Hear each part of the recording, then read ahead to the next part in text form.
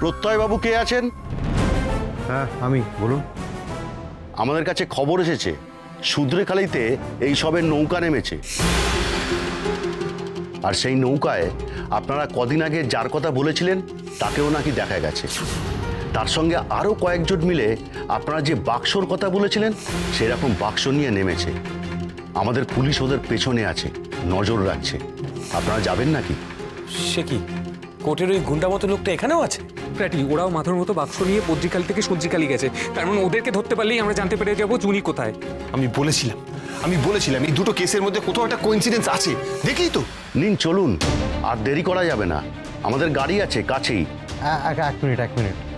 ওরা নৌকো করে গেছে তার কারণ যাতে রাস্তার চেকিং থেকে ওরা বাঁচতে পারে, বুঝতে পারি তো ব্রো? আচ্ছা একটা কথা বলুন তো, আমরা যদি বাই রোড যাই তাহলে আমাদের কতক্ষণ লাগবে? মানে ওদের আগে পৌঁছতে পারবো আমরা? পারবো মনে হচ্ছে, কারণ জলপথে একটু ঘুরেই যেতে হয়। পাচক মশাই, মাতু দিদি বলেছিল না তারা জলের মধ্যে বাঁধা, এই জন্যই বলেছিল এই কথাটা। আসুন চলুন। চল।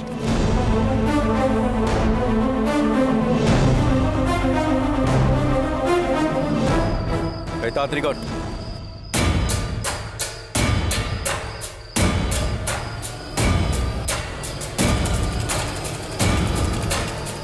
শোন, এই সুদ্রিখালি থেকে মালগুলো তুলে তুলে গুনে নে, ঠিক আছে? আর হ্যাঁ, তারপর মালগুলো নিয়ে বর্ডার পার করবি। আর একটা কথা মাথায় রেখিস, মাধবদা কিন্তু কোনো বেচাল চায় না। বাকিগুলো দেখ। আবার কে ফোন করলো? মাধবদা কেন ফোন করছে কেন? হ্যাঁ মাধবদা বলো। মাল সব উঠে গেছে? আরে মাধবদা, তুমি চিন্তা করছো কেন? একটু পরেই মাল নৌকায় উঠবে, তুমি কোনো চিন্তা করবে না। তারপর মাধবদা, আমাদের আর কেউ আটকাতেই পারবে না। এবার পেমেন্ট পেলে আমি চলে আসছি, কেমন? যাক, মাল যে বদ্রিখালি পার হয়ে গেছে তাতেই হবে।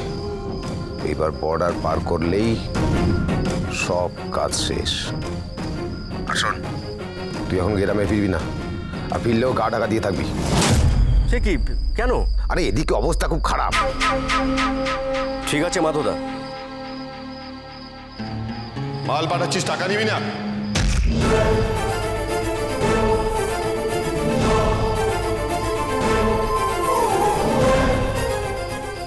ধরুন।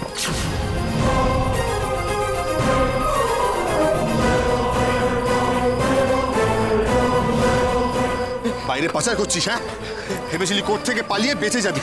এবার তোকে কে বাঁচায় আমিও দেখি। ব্রো মাথা ঠান্ডা কর। না আগেও বলুক, তিলককে কে মারতে বলেছিল? কার ইনস্ট্রাকশনে মেরেছিলি বল? আমি জানি না। জানি না বললে হবে না, বল যা যা জানিস সত্যি বলে দে। এরপরে আমাদের বাড়িতে নেমন্তন্ন আছে, ভালো ভালো খাওয়া দাওয়া হবে। বল পটপট করে বল, বাক্সে কি আছে বল, কি বেচতে যাচ্ছিলিস বল। মাছ। দেখুন তো বাক্স দেখুন, বাক্সটা দেখুন তো, মাছ না কি বলছো দেখুন।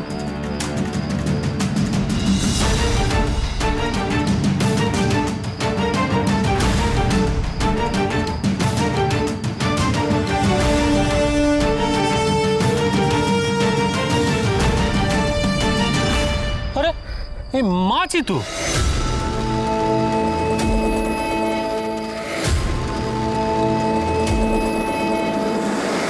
তাহলে এবার পাচক মশাই, আমার মনে হচ্ছে মাছের মধ্যে কোনো একটা রহস্য আছে।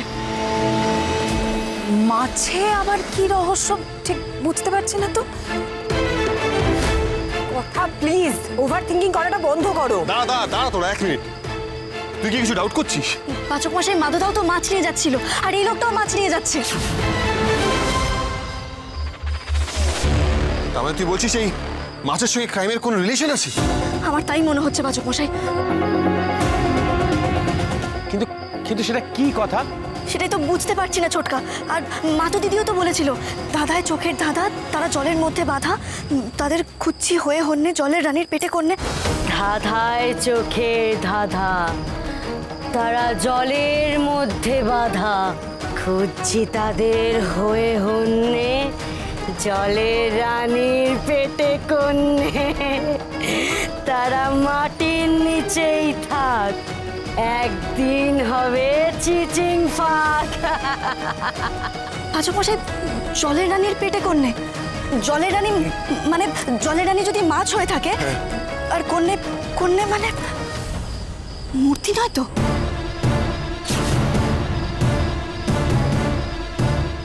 মানে তাহলে তাহলে তো মাছের পেটে মূর্তি।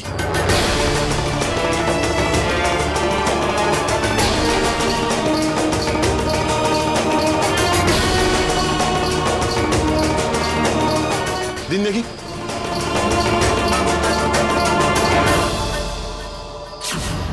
এই দেখুন পাচক মশাই, তো সেলাই করা।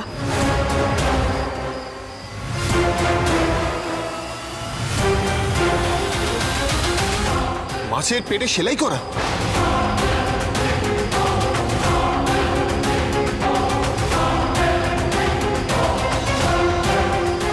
মাছের পেট সেলাই করা কেন? এই দেখুন পাচক মশাই, সব মাছই তো সেলাই করা। তার মানে সব মাছের পেটে কি কিছু রয়েছে?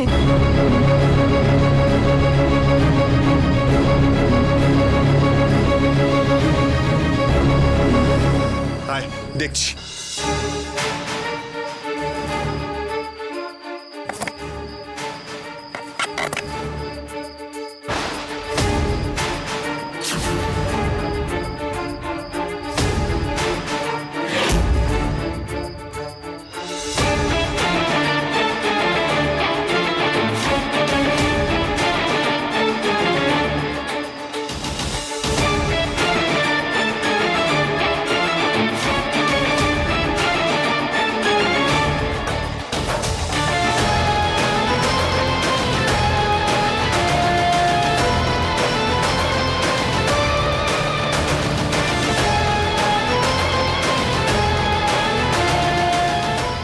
ধাঁধায় চোখের ধাঁধা, তারা জলের মধ্যে বাঁধা, তাদের খুঁজি হয়ে হলে জলের রানীর পেটে কন্যে তারা মাটির নিচেই থাক, একদিন হবে চিচিং ফাঁক। দেখেছেন তো পাচক মশাই, মাতু দিদির সব কথাগুলো মিলে যাচ্ছে। ও এমনি এমনি কোনো কথা বলেনি।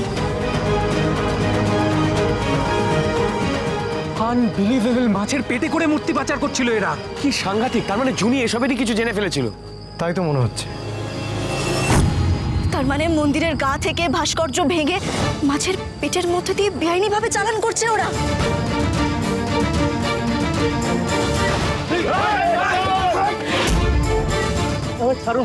ছাড়বো ছাড়বো? ধরুন ভালো করে।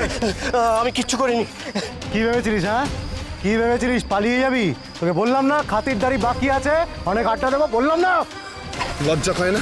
হ্যাঁ, এগুলো দেশের অ্যাসেট, এগুলো আমাদের দেশের ট্রেডিশন, এগুলো বাইরে পাচার করে দিয়ে তোর লজ্জা করে না? বল বল তোদের পান্ডা কি? বল। নিশ্চয়ই বাবা। পাচক বসে আগে ওকে জিজ্ঞেস করুন জুনি কোথায়, কোথায় রেখেছে জুনিকে। বল বল, কোথায় জুনি? আমি জানি না। বল বল, আমার বোনকে কোথায় রেখেছিস? আর তোদের দলে কারে কারে আছে বল। গুরু আছে। কে গুরু? বল কে গুরু? দেখুন, আমি আমি জানি না গুরুর কি নাম, শুধু আমি টাকার জন্য কাজ করি।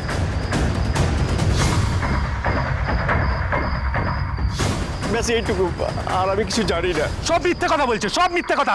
ওকে জিজ্ঞেস করা হোক কে কে গুরুটা কে। সত্যি বলছি স্যার, আমি আর কিছু জানি না। ওরা আজকাল আমাকে আর কিছুই বলে না।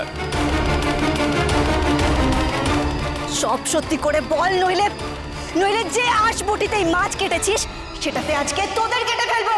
বল। দয়া করে প্রাণে মারবেন না। আমি আমি আমি আমি আমি সব বলছি। দেখুন, আমি জানি না গুরুর কি নাম, কি বৃত্তান্ত, তবে এটা সত্যি যে আমি আমি আপনাদের মধ্যে একজনের কথা শুনেছিলাম। সেটা মাধবই জানে সে কোথায় আছে। আমি আমি আমি বিশ্বাস করুন, আমি কিছু জানি না। এই মাধব, ও তো গা ঢাকা দিয়েছে।